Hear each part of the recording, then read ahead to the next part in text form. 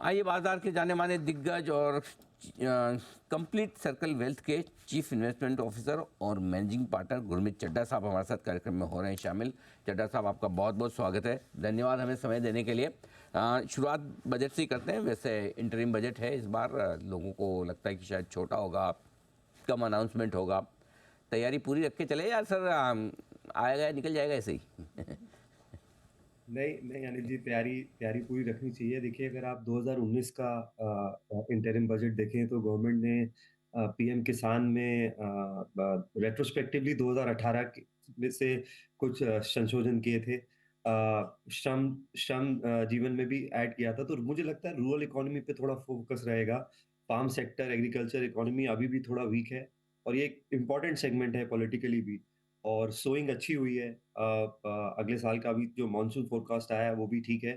Average prices जो हैं, जो हमने देखे क्रॉप्स के, जैसे जो जो कि थे, जैसे सोयाबीन था पीछे कुछ एक सेंट्रल इंडिया में और बाकी चीज़ों में थे, वहाँ भी प्राइसेस हमें थोड़े ठीक दिखे। तो मुझे लगता है उस पे काफ़ी फोकस होगा। हो सकता है थोड़ा आवास योजना पे भी और एक्सटेंशन देखने को मिले, क्योंकि हाउसिंग बहुत अच्छा कर रहा है, बट अपर एंड हाउसिंग ज़्यादा अच्छा कर रहा है, जो हमने देखा है मिड लग्जरी और लग्जरी सेगमेंट। तो मुझे लगता है थोड़ा नीचे वाले सेगमेंट के लिए भी और चीज़ें आ सकती हैं और कैपेक्स पे ज़ोर रहेगा, चाहे वो रेलवे हो, चाहे वो डिफेंस हो, या ओवरऑल जो एक इन्वेस्टमेंट स्पेंडिंग है, मुझे मेरी नज़र उस पे भी रहेगी।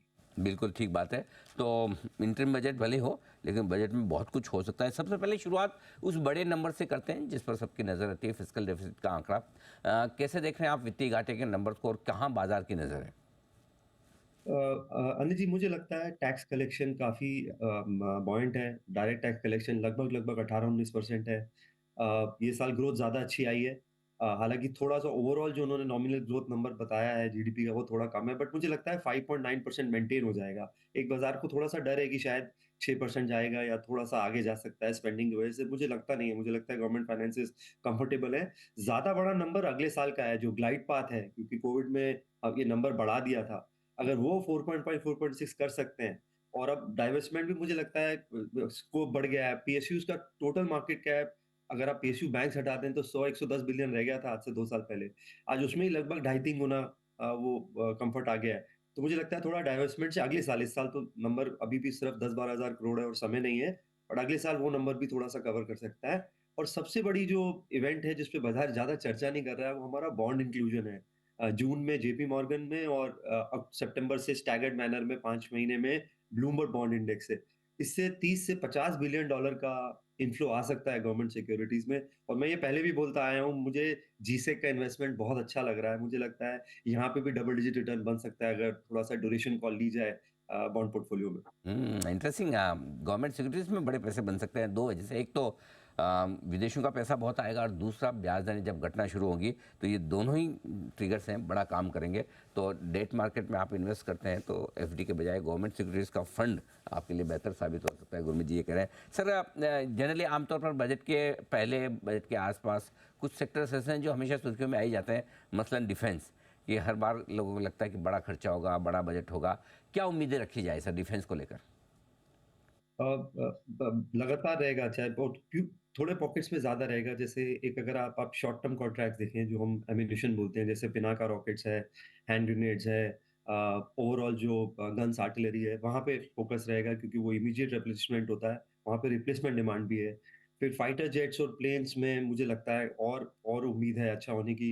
इंडिया को अगर एक कल को टू वे कॉन्फ्लिक्ट होता है अगर हमारा, हालाँकि मैं वर्स्ट केस सिनेरियो ले रहा हूँ, तो हमें करीबन-करीबन 42 फाइटर जेट स्क्वाड्रन्स चाहिए, और प्लस हमें ओल्ड फ्लीट को भी रिप्लेस करना है जो मिग का है, और अभी हमारे पास करीबन 31 है। तो मुझे लगता है यहाँ पे लगातार तेज़ी रहेगी। और थोड़ा-सा टेक रिलेटेड, जिसे हम ड्रोन्स वगैरह बोलते हैं, जिसका एग्रीकल्चर में भी एप्लीकेशंस है, वहाँ पे रहेगा। हमने अभी देखा गवर्नमेंट ने, जो डीआरडीओ ने पिनाका रॉकेट्स के लिए और प्रोग्राम को एक्सपैंड किया है। बाहर से हमें ऑर्डर आ रहे हैं इस पर्टिकुलर स्पेस में।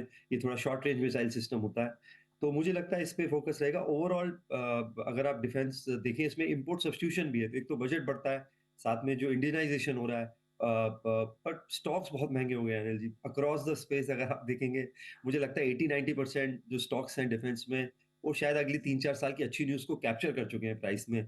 और ये बाज़ार अभी ऐसा है कि अगर आप थोड़ा भी डिसअपॉइंट होंगे, क्योंकि वैल्यूएशंस हाई हैं, तो रिएक्शन बहुत एक्सट्रीम आता है। वो हमने बैंक्स में देखा है, हमने कुछ हद तक बिल्डिंग मटेरियल स्पेस में देखा है, कल हमने आईटी में आईटीआई माइंडट्री में आज देखा है। अगर वैल्यूएशन ज़्यादा है और आपके नंबर एवरेज हैं, तो मार्केट थोड़ा-सा पनिशिंग मोड में है अभी। इस पे आपकी है ना जो ये नॉलेज है ना, ज्ञान सर, मैं मज़ा आ गया मुझे सुन के एकदम। मैं इतनी डिटेल में प्रोडक्ट लेवल तक खतरनाक विषय, मतलब आपको अच्छा और मुझे बताइए सर, प्योरली रिसर्च है या आपका एक्स्ट्रा इंटरेस्ट है? सर पैशन है इक्विटी को लेके हाँ, और वो पैशन से आ जाता है। एब्सोल्युटली, बहुत बहुत मजा, मतलब आपने जिस तरीके से बताया ना प्रोडक्ट वाइज वगैरह, उससे समझ में आता है कि पूरी किस तरह का बिजनेस है, उसकी लेकर उसको लेकर पूरी आप नॉलेज भी रखते हैं।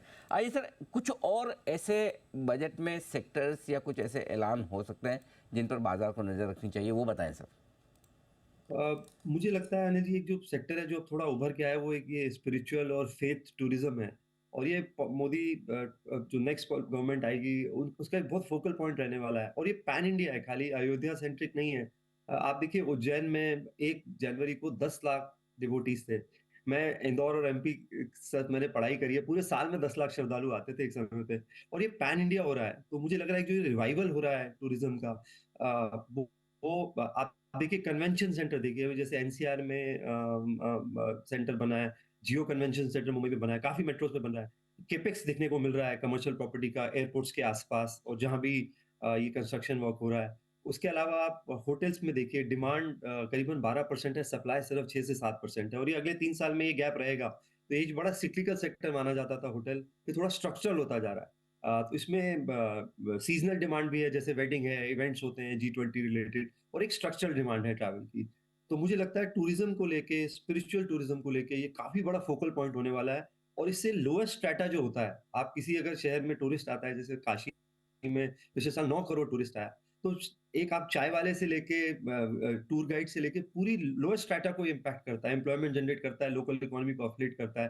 तो ये एक सेक्टर मुझे लगता है मैं फोकस में देखना चाहूँगा। इसमें आगे भी सबसेट्स हैं, जैसे पर्सनल पीपीई किट्स बनाने वाली कंपनीज़ हैं, छोटी कंस्ट्रक्शन कंपनीज़ हैं। हमारा ध्यान सिर्फ होटल्स और एविएशन पे ज़्यादा जाता है, बट इसमें इसमें लेवल 2 लेवल 3 भी काफ़ी अपॉर्च्युनिटीज़ हैं। मैन्युफैक्चरिंग मुझे लगता है ये जो रिवाइव ये डेकेड मैन्युफैक्चरिंग का है। जैसे आप एक छोटा सेक्टर देखिए, हम सब इलेक्ट्रॉनिक्स और हाई एंड मैन्युफैक्चरिंग की बात करते हैं। टेक्सटाइल देखिए आप, अगले साल $1 ट्रिलियन का पूरा मार्केट हो जाएगा ग्लोबल टेक्सटाइल का, जिसमें अपैरल लगभग 60% है, और इंडिया का शेयर इसमें 3% है अपैरल्स में। और ये बहुत high labour force dominant sector है, स्पेशली वुमेन लेबर फोर्स, जो कि पॉलिटिकली भी बहुत इंपॉर्टेंट है।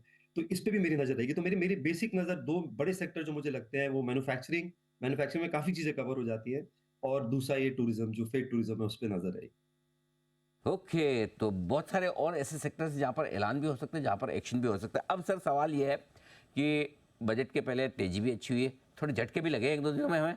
तो लोग ये जानना समझना चाहते हैं कि भाई बजट तो झटके नहीं देगा कहीं, और अगर बजट के पहले पैसा लगा के बैठे हैं तो प्रॉफिट बुक करके शांति से बैठे हैं, और अगर लगाना है तो पहले लगाना है बाद में लगाना है, तो थोड़ी इन्वेस्टर्स के लिए स्ट्रेटेजी बना दीजिए सर।